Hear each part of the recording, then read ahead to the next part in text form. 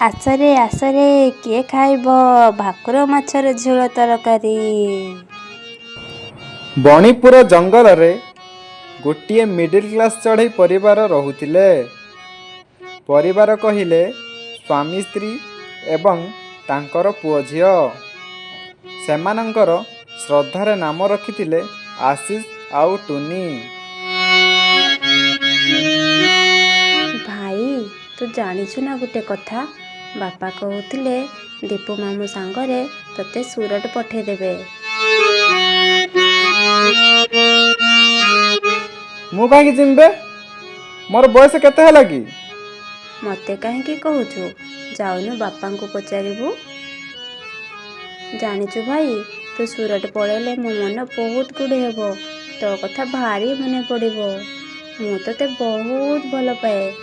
ତୁ ଚାଲିଗଲେ ନା ମୋ ମନ ବହୁତ ଦୁଃଖ ହବ। ହଉ ଛାଡ଼ ସେ କଥା।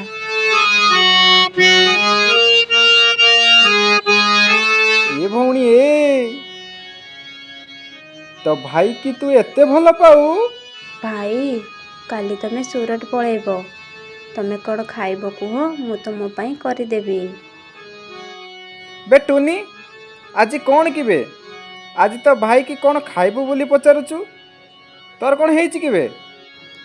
ନାଇଁ ମୋ ଭାଇ, ଆଜି ଭଲ ବାରଟେ ଅଛି ପରା, ସେଥିପାଇଁ ପଚାରିଲି। ତମେ କ'ଣ ଖାଇବ କୁହ, ମୁଁ ତୁମ ପାଇଁ ରୋଷେଇ କରିଦେବି। କାଲି ଯଦି ତମେ ସୁରଟ ପଳେଇବ, ମୁଁ କ'ଣ ଆଉ ତୁମକୁ ରୋଷେଇ କରି ଦେଇପାରିବି ନା ତମେ ଖାଇପାରିବ?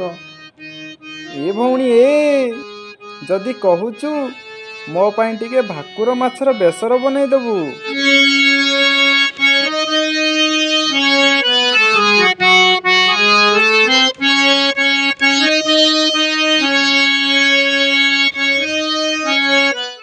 ଆଶିଷ ଏଠିକି ଆସିଲୁ।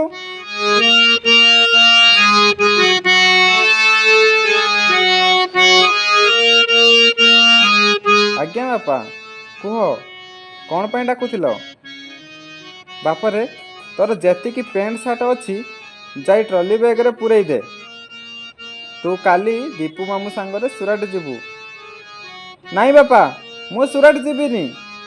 କ'ଣ କହିଲୁ, ତୁ ସୁରଟ ଯିବୁନି? ମୁଁ ଭାବିଥିଲି ପୁଅ ମୋର ଭଲ ପାଠ ପଢ଼ିବ, ଚାକିରି କରିବ, ବାପା ମାଆଙ୍କର ଦୁଃଖ ବୁଝିବ। ହେଲେ କ'ଣ ହେବ, ମୋ ଭାଗ୍ୟ ଖରାପ। ଏ ଘୋଡ଼ା ମୁହାଁ ପୁଅ ପାଠ ନ ପଢ଼ି ମୋବାଇଲରେ ଫ୍ରି ଫାୟାର ଖେଳିବ ଆଉ ରିଲ୍ସ କରିବ। ଏଥର ଦଶମରେ ଫେଲ୍ ହେଲୁ, ସୁରାଟ ଯାଇ ଦାଦନ ଖଟିବୁ। ବାଳୁଙ୍ଗା ଦଳ ମୋ ଭାଗ୍ୟରେ ସବୁ। ତମେ ମୋତେ ଭଲ ପାଉନ ବାପା? ଚୁପ୍ ରଖ ତ ଭଲ ପାଇବା। ଆସରେ କିଏ ଖାଇବ ଭାକୁର ମାଛର ଝୋଳ ତରକାରୀ।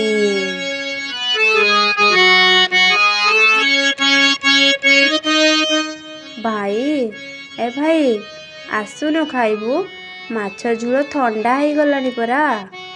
ଆସେ ବାପା ଆଉ ମାମା, ତମେ ବି ଆସ।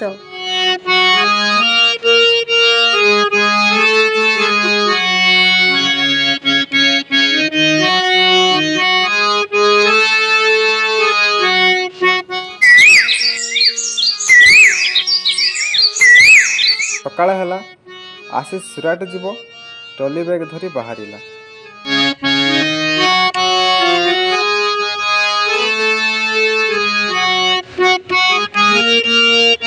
କାନ୍ଦି କାନ୍ଦି ସୁରାଟ ଗଲା। ଯାଉଛି ମାମା, ମନ ଦୁଃଖ କରିବନି। ପିଲାମାନେ, ବାପା ମା କେତେ କଷ୍ଟ କରି ଆମକୁ ପାଠ ପଢ଼ାଉଛନ୍ତି।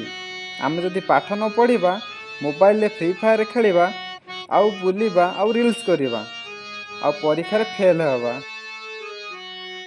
କହିଲ ସାଙ୍ଗମାନେ, ଆମ ବାପା ମାମାଙ୍କର କେତେ ମନ ଦୁଃଖ ହେଉଥିବ।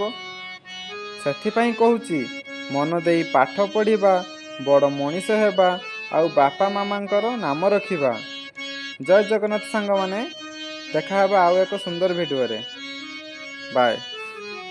ଜୟ ଜଗନ୍ନାଥ ସାଙ୍ଗମାନେ, ଯଦି ଏହି କାହାଣୀଟି ଆପଣମାନଙ୍କୁ ଭଲ ଲାଗିଥାଏ ତେବେ ଆମର ଏହି ନୂଆ ୟୁଟ୍ୟୁବ୍ ଚ୍ୟାନେଲଟିକୁ ସବସ୍କ୍ରାଇବ୍ କରନ୍ତୁ, ଲାଇକ୍ କରନ୍ତୁ ଏବଂ ଆପଣମାନଙ୍କ ସାଙ୍ଗସାଥିମାନଙ୍କ ସହିତ ସେୟାର କରନ୍ତୁ। ଜୟ ଜଗନ୍ନାଥ।